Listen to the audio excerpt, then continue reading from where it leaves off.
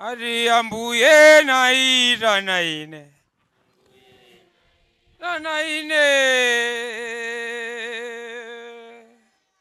naira naine tapumulire kuno mwana we tapumulire kuno iweyo tsamira muru mwana we mwana iwe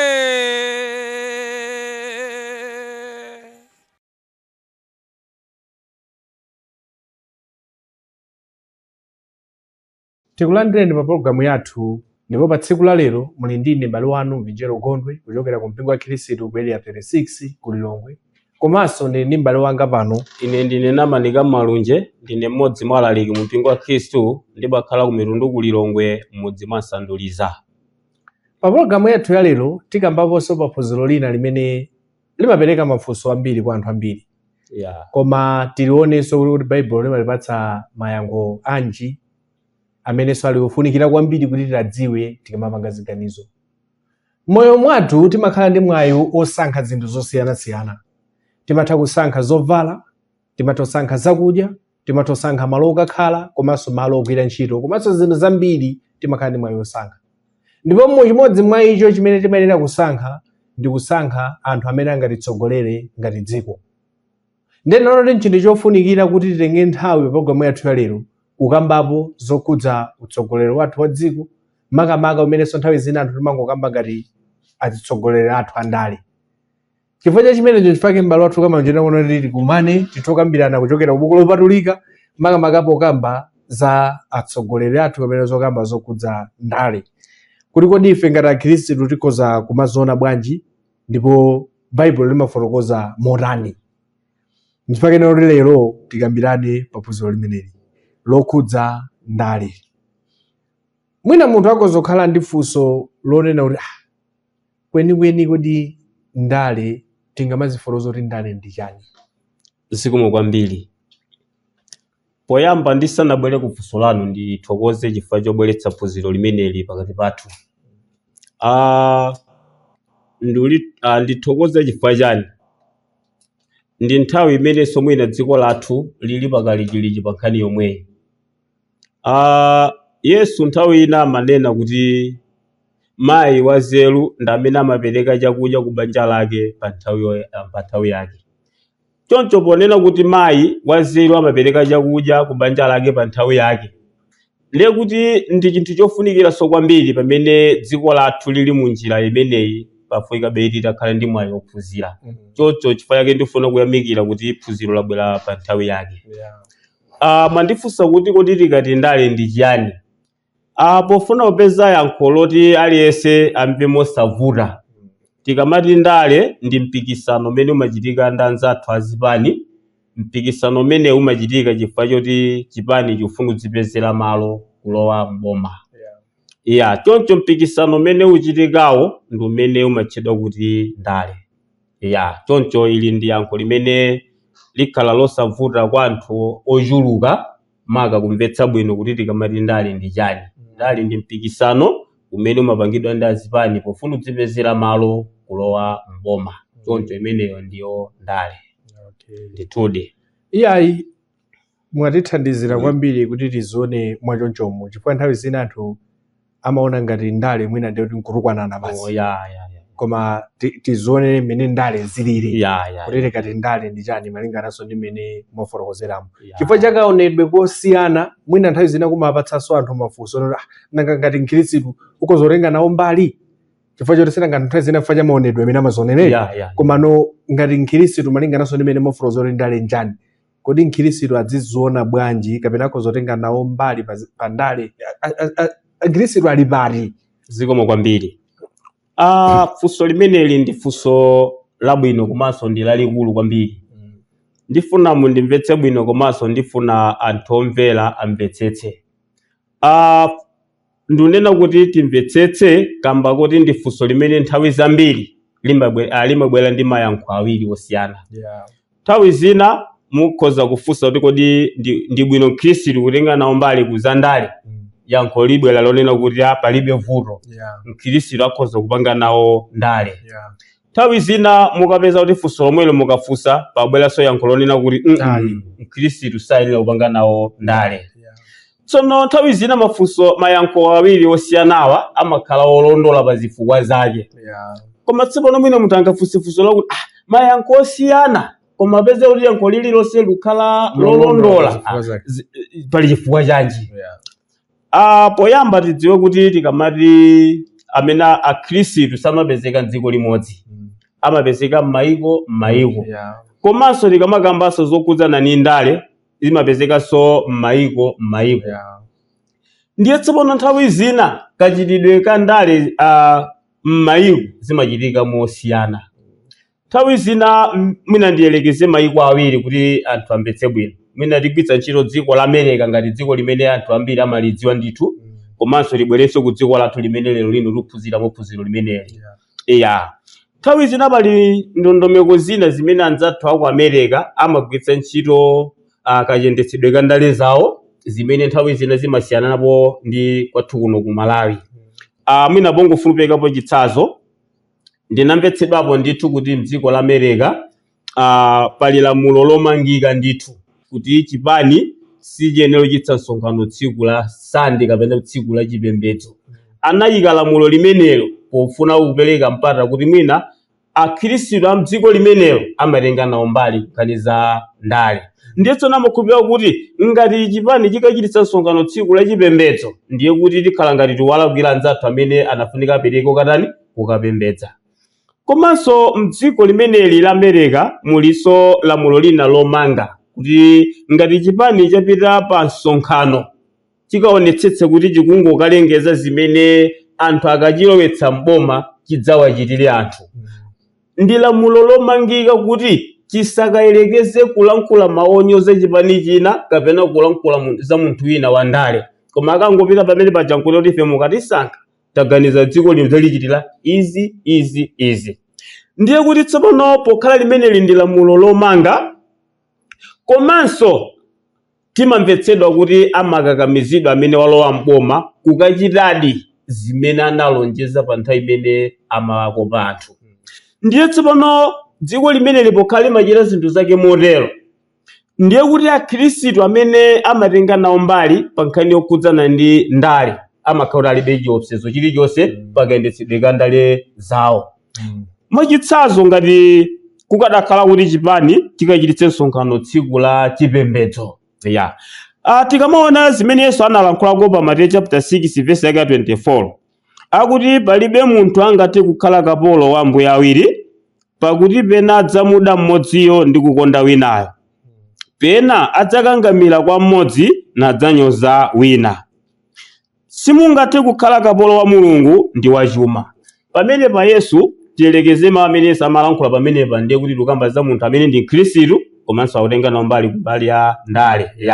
Ndiye tsopano dziko limene alibe lamulo lomanga loti chipani chisachititse msonkhano tsiku la chipembedzo kapena tsiku la Sunday, ndiye kuti chipani chidzachititsa msonkhano tsiku la Sunday, komanso mchipani muja mukhozopezeka lamulo lakuti chipani chisadzachititse msonkhano dera la kwanu iweyo pakhala palibe. Ndiye kuti ndi lamulo lomangika kwa munthu uyu ku chipani. Tikabwera ku buku lopatulika Baibulo, Khristu awuzidwa kuti tsiku loyamba la Sabata Sunday afunika akasonkhane pamodzi kukapembedza Mulungu. Ndiye tsopano ngati Mkhristu akutenga nawo mbali kungani ya ndale kukakhala mdziko ngati la America lichi, ndiye kuti apapo saphwanya lamulo lililonse. Chifukwa tsiku la chipembedzo akapezeka ali kukapembedza. Ndiye kuti sakakhala omangika ndi ulamuliro wokhudzana ndi kuchipani, chifukwa chipani sichititsa msonkhano tsiku la chani? Tsiku la Sunday. Komanso tikaona lamulo lonena kuti chipani chikapita pa msonkhano chisakalankhule maonyoza chipani china kapena kunyoza munthu wina wa ndale. Zimenezi tikawerenga buku la Masalimo 1 verse 1 akunena kuti wodala munthuyo osayenda mu phungu woyipa, kapena osayimirira mnjira ya ochimwa, kapena osakhala pansi pa bwalo la onyoza. Davide wanena kuti ndi munthu wodala amene sayenda mu phungu woyipa, sapita kuyimirira mnjira ya ochimwa, kapena kukhala pansi pa bwalo la onyoza. Ndiye tsopano dziko ngati la America pamene chipani chikapita pa ground ukamangitsa msonkhano siyisandutsa bwalo lokhala lonyoza. Ndiye kuti Khristu atatipira pamene pajapo sakatsutsana ndi mawu amene ali pa Masalimo 1:1. Ndiye tsopano munthu amene ali ku America akudziwa kuti mmene ndale zathu zimachitikira kuno, ndiye kuti ife Khristu tikuzotenga nawo mbali, ndipo tikamatenga nawo mbali palibe lamulo lililonse la Mulungu limene timaphwanya. Koma mwina akabwera mdziko limene ndale zawo nzosamanga pa nkhani yokhudzana kuti chipani chisekitse msonkhano tsiku la Sunday, ndiye kuti Khristu amadzakhala ngati wachitika ngati ukapolo. Pamene pa Yesu amafuna kunena kuti wantchito sayenera ulo wantchito kwa mabwana awiri. Chimene amanenera nkuti ngati mabwana aja adzamufuna nthawi imodzi, kodi adzadzigawa bwanji? Nzosiyana kuti mabwana ozimufuna nthawi yosiyana. Ngati mabwana akufuna nthawi yosiyana ukhozokwanitsa zolinga zawo, koma nthawi yoti mabwana aja akufuna nthawi imodzi, ndiye kuti Yesu amanena kuti chimene ungachite apa ukhozonyoza bwana winayi nulemekeza bwana winayi. Sukatha kukonjeretsa mabwana onse. Ndiye tikukamba za dongosolo la dziko limene ndale amathupanga tsiku la Sunday kapena tsiku la chipembedzo. Komanso ngati chipani chapita pa ground chikukapangitsa msonkhano chakasandutsa bwalo lonyoza, pamene Masalimo 1:1 aonena kuti sayenera munthu Mkhristu ukapezeka pa bwalo la onyoza. Ndiye pamene pa Khristu mdziko lina amakapeza kuti ndi opanikizika, mtima ofuna kutenga nawo mbali kundale ulipo, koma tsopano kachitidwe ka ndale zija zimene zimpangitsa kuti Khristu azikhala wamantha kutenga nawo chifukwa asokoneza zina zimene Baibulo limamuuza. Ndiye ndafotokozeramu tiyese kuti mwina ndale zakwathu kuno ndi zonyozana, komanso chipani chimathuka chitsa msonkhano tsiku la Sunday. Ndiye ine ndine Mkhristu pamene. Ndiye kuti munthu wina akhoza ndifunsa kuti kodi mumaonera Mkhristu ndoyenera kuchita nawo ndale? Ndiye ine ndimuyankha kuti Mkhristu sayenera kuchita ndale.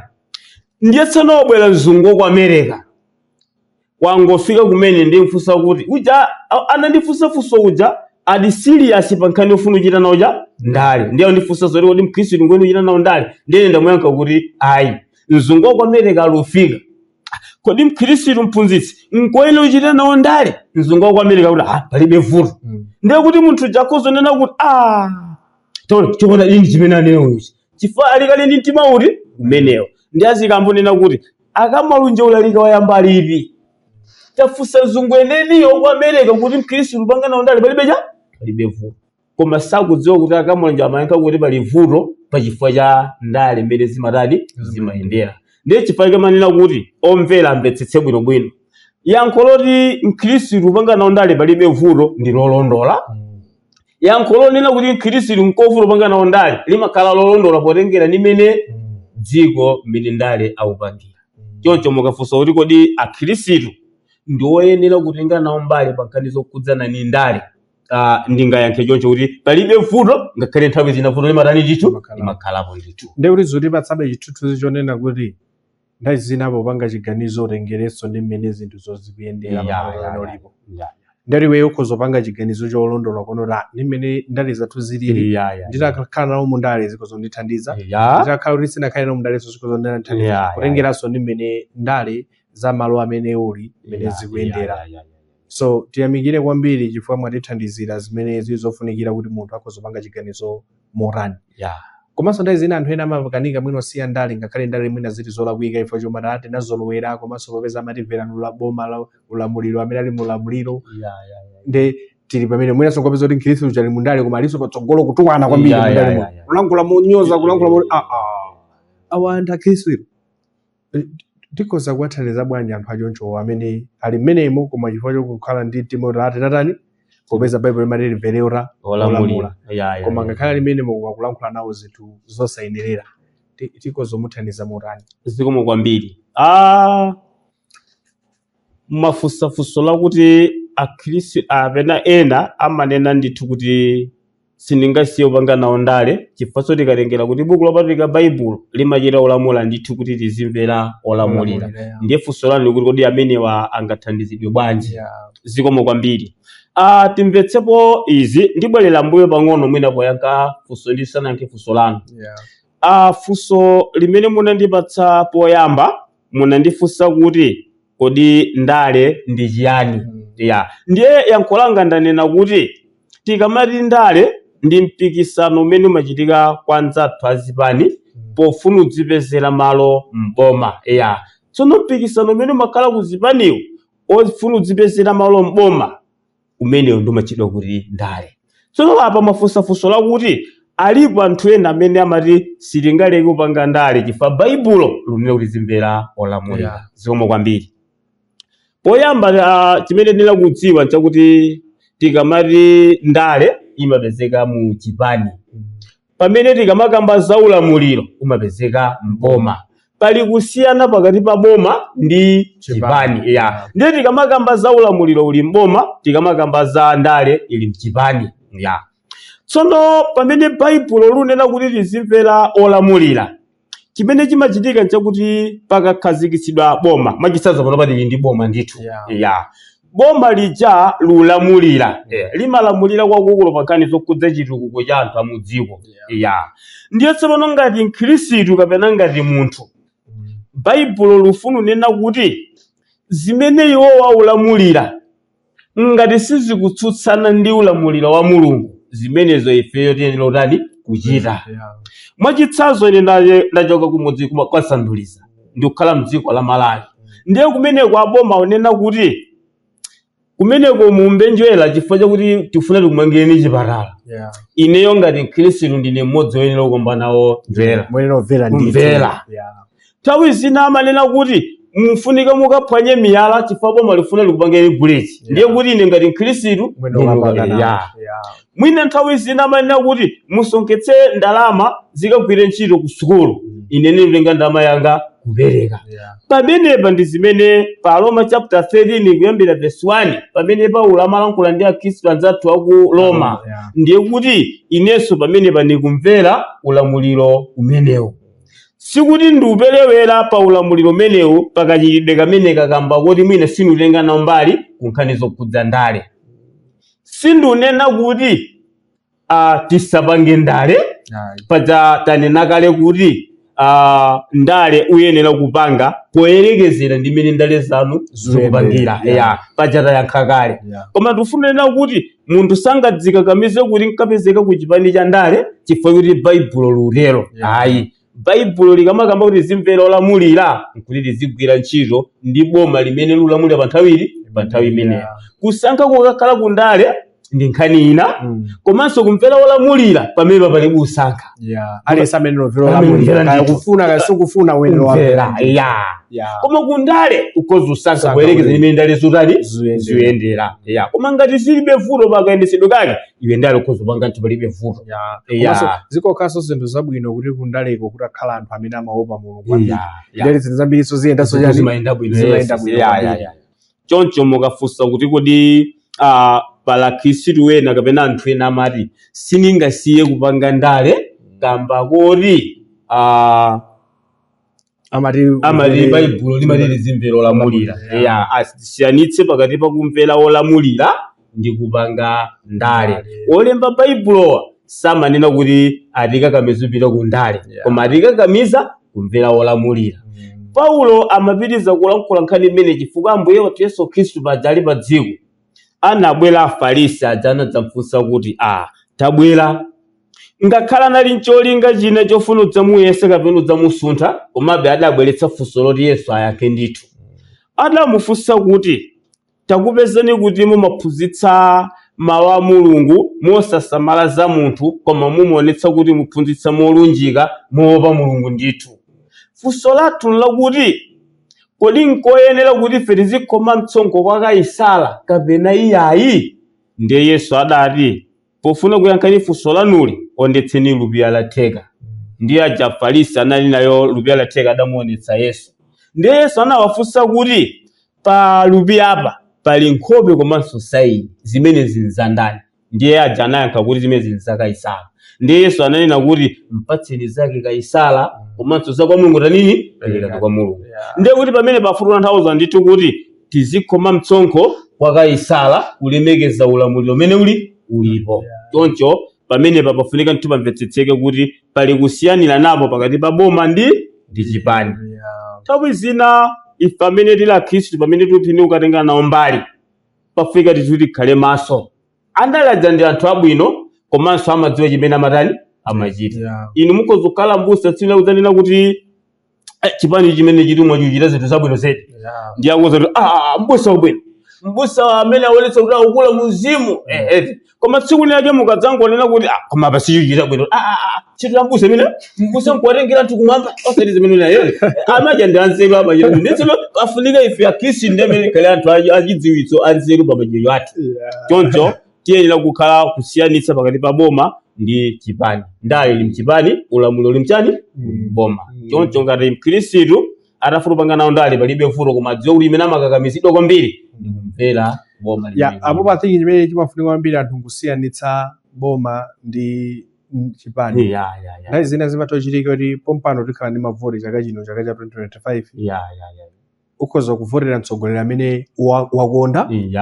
Nthawi ina tikadzakhaso ndi mavoti ukhodzavoteranso mtsogoleri amene orani wakonda koma mwina azimvanizora zosiyana kutengera ndi imene wakondera. Ndiliwe chimene ukufuna nkuyika atsogoleri orati tsogolere boma lathu koma mwina ukakhala kuti sulu omangika ku chipani china chake. Koma kusankha patsogolo ukasankha amene ungatani nditu ungakonde malingana ndi fundo zimene akufotokoza. So tiyamikire kwambiri pamene ponso nthawi zina madzatipangitsa pamene tikuyamba kuti tili ndi zisankho posakhalitsa chaka chomwechi. Nthawi zina mwina munthu soyenda amanena kodi mkhristu akhoza kukavota nawo ndiye. Ine sindingakavute nawo popeza mwina nkolera ndalewa sachita zinthu zolondola ndese ndingavute nawo. Mkhristu akhoza kuzimva bwanji malinga ndi Bible ali ndi udindo wanji akhoza kukavota nawo. Zikomo kwambiri. Mkhristu utenga nawo mbali yonyamuka kupita ukavota palibe cholakwikayi. Koma chimene ndingamulangize mkhristu ndichi pamene aunyamuka kupita ukavota akhale ndi maganizo onena kuti ndiyenera ukavota chifukwa lamulo la dziko limanena kuti tisanapeze president pafunika dziko likatani likavote.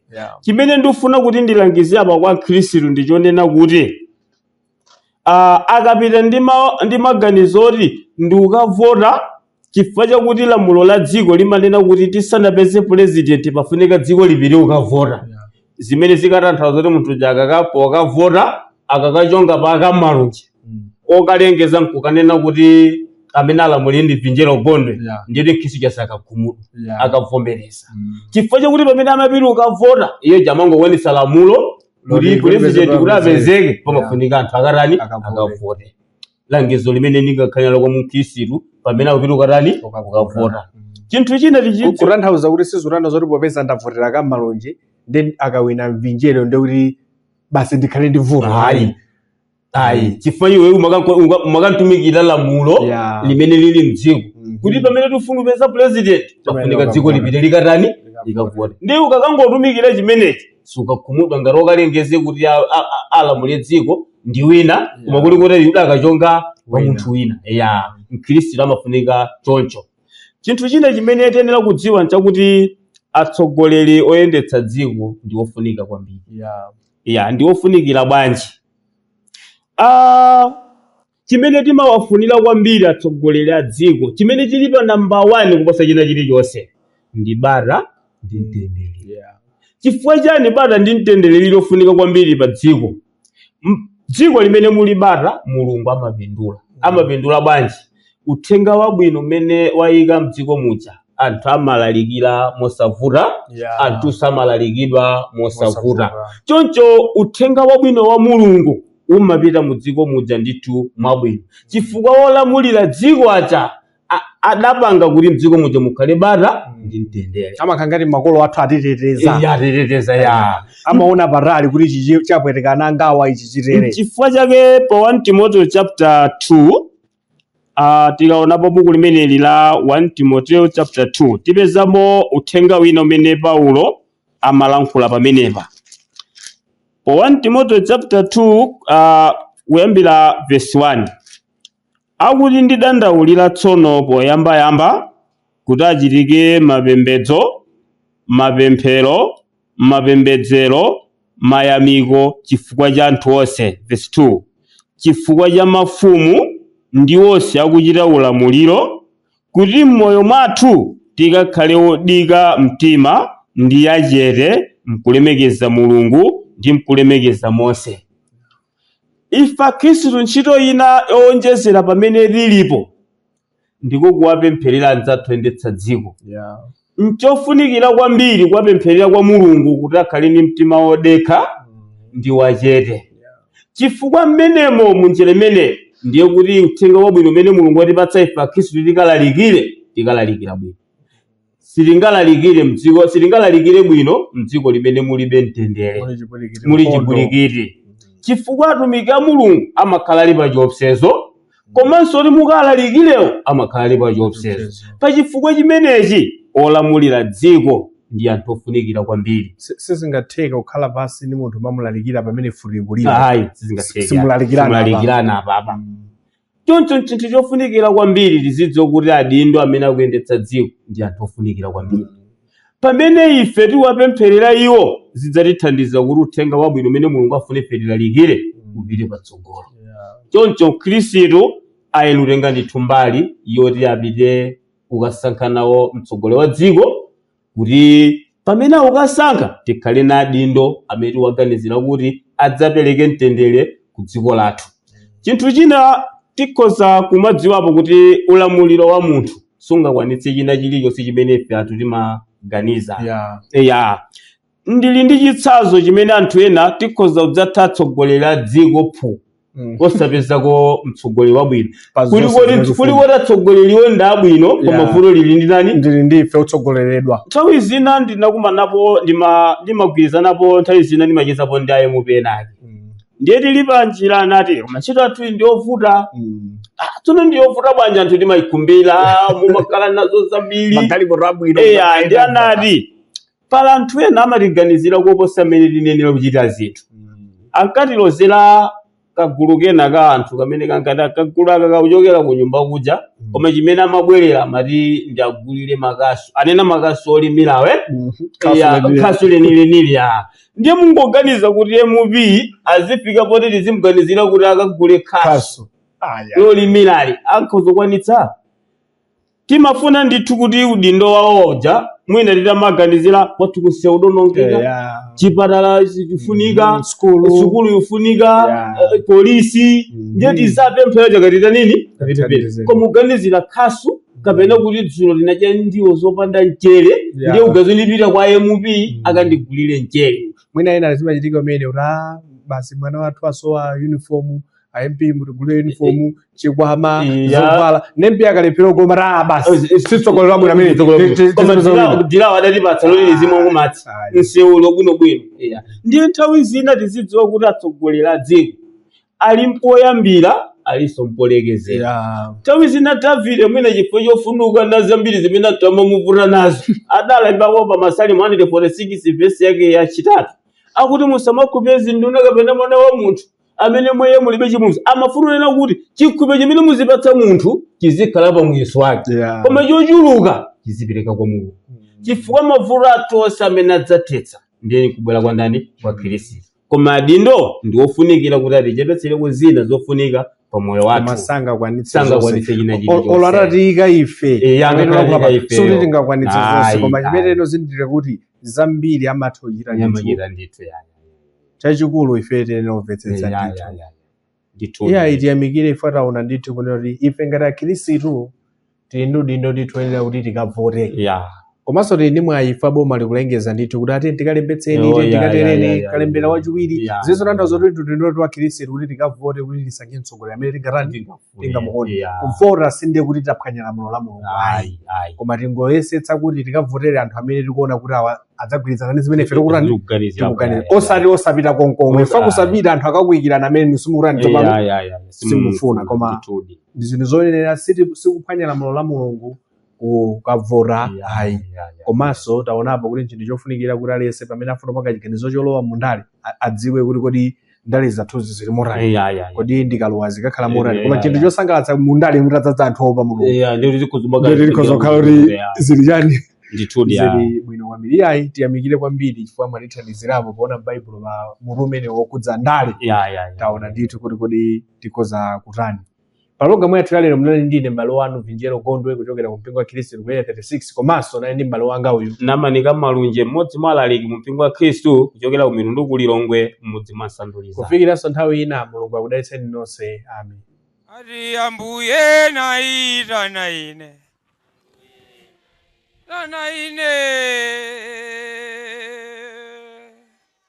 naita na ine dzapumulire kuno mwanawe dzapumulire kuno iweyo tsamira mutu mwanawe.